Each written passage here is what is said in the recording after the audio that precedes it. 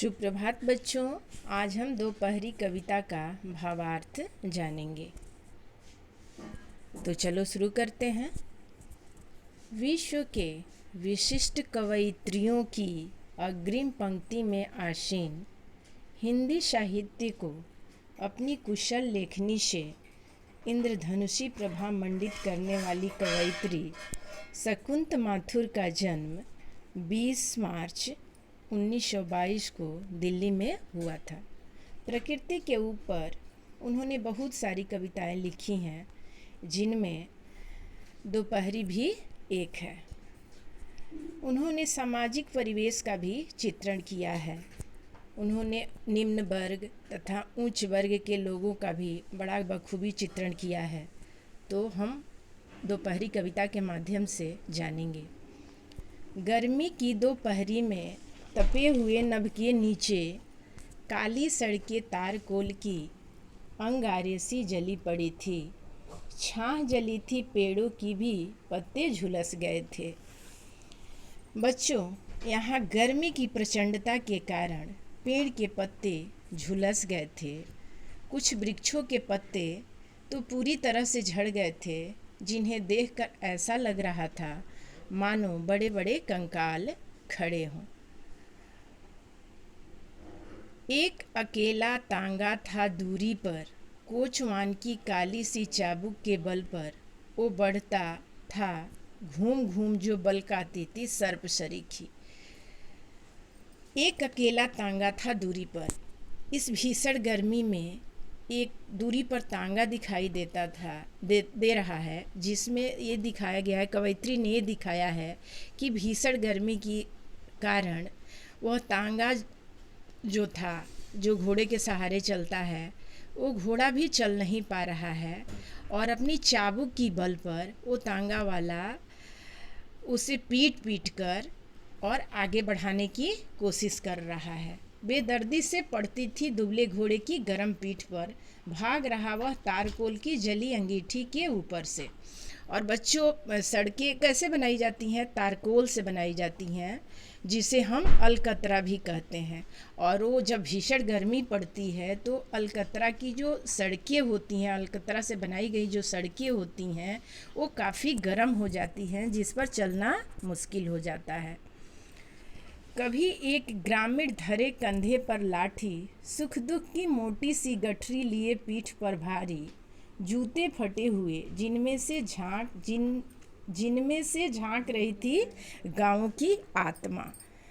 यहाँ फटे हुए जूते जिनमें से झांक रही थी गाँव की आत्मा, इस पंक्ति के माध्यम से कवयित्री हमें गांव की आर्थिक दुर्दशा के बारे में बता रही है कि ग्रामीण लोगों की वेशभूषा, जीवन शैली बहुत ही सहज होती है। उन्हें देखकर हम यह अनुमान लगा सकते हैं कि उनका जीवन अभाव में बीत रहा है। इतनी प्रचंड गर्मी में भी वे अपने बच्चों का तथा अपना पेट भरण पोषण करने के लिए अनवरत लगे रहते हैं, मेहनत करते रहते हैं और आगे बढ़ते जाते हैं। जिंदा रहने के कठिन जतन से पांव बढ़ाए आगे जाता। अभी मैंने आप लोगों को क्या बताया कि अपने बच्चों का तथा अपना पेट पालन करने के लिए, पेट भरने के लिए इतनी प्रचंड गर्मी में वह किसान क्या कर रहा है? आगे बढ़ता जा रहा है। घर की खफरेलों के नीचे चिड़िया भी दो चार चोंच खोल उड़ती छिपती थी। इतनी भीषण गर्मी है कि कि चिड़िया भी अपने बचाव करने के लिए घर के खपड़ेलों के नीचे दो चार दाना चुग करके और घर के खपड़ेलों के नीचे जाकर छुप जाती है। बड़े घरों के श्वान पालतू बाथरूम में पानी की हल्की ठंडक में नैन मूंद कर लेट गए थे, कोई बाहर नहीं निकलता सांझ समय तक। बड़े घरों के श्वान पालतू बाथरूम में पानी की हल्की ठंडक में नैन मूंद कर लेट गए थे। बच्चों, गर्मी में बड़े घरों के कुत्ते जो होते हैं, अब देखो यहाँ कैसे कवयित्री दर्शा रही हैं कि एक तरफ तो वह ग्रामीण जनजीवन को दिखा रही हैं कि जो गरीब लोग हैं अपने पेट पालन करने के लिए कैसे दिन रात मेहनत करते रहते हैं, और एक तरफ बड़े घरों के बारे में दिखा रही हैं कि गर्मी में बड़े घरों के कुत्ते वातानुकूलित कमरों में रहते हैं, बाथरूम में पानी की हल्की ठंडक में आंख मूंद कर लेटे रहते हैं, और दूसरी तरफ आम आदमी जो 2 वक्त की रोटी के लिए गर्मी की ताप सहने के लिए मजबूर है, जो इस बात को दर्शाता है कि अमीर घर के कुत्ते आम आदमी से अच्छा जीवन व्यतीत करते हैं। कोई बाहर नहीं निकलता सांझ समय तक, थप्पड़ खाने गर्म हवा के, संध्या की भी चहल पहल ओढ़े थी गहरे सूने रंग की चादर गर्मी के मौसम में। बच्चों, दोपहर बीत जाने के बाद संध्या में भी कोई बाहर नहीं निकलता। क्यों नहीं निकलता है? क्योंकि संध्या हो जाने के बाद भी इतनी गर्मी पड़ती है कि बाहर निकलना मुश्किल हो जाता है। और यहाँ कवयित्री के कहने का मतलब है कि संध्या की भी चहल पहल ओढ़े थी।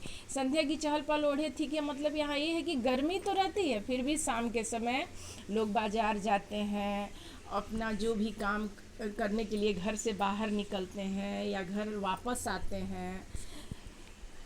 संध्या की भी चहल पहल ओढ़े थी गहरे सूने रंग की चादर गर्मी के मौसम में। दोपहर बीत जाने के बाद भी संध्या में भी कोई बाहर नहीं निकलता, क्योंकि संध्या में भी गर्म हवा की लहरों से क्या होता है, हमारे शरीर को नुकसान पहुंचता है, कष्ट पहुंचता है। धन्यवाद। दिखाओ तो, सुनाओ तो।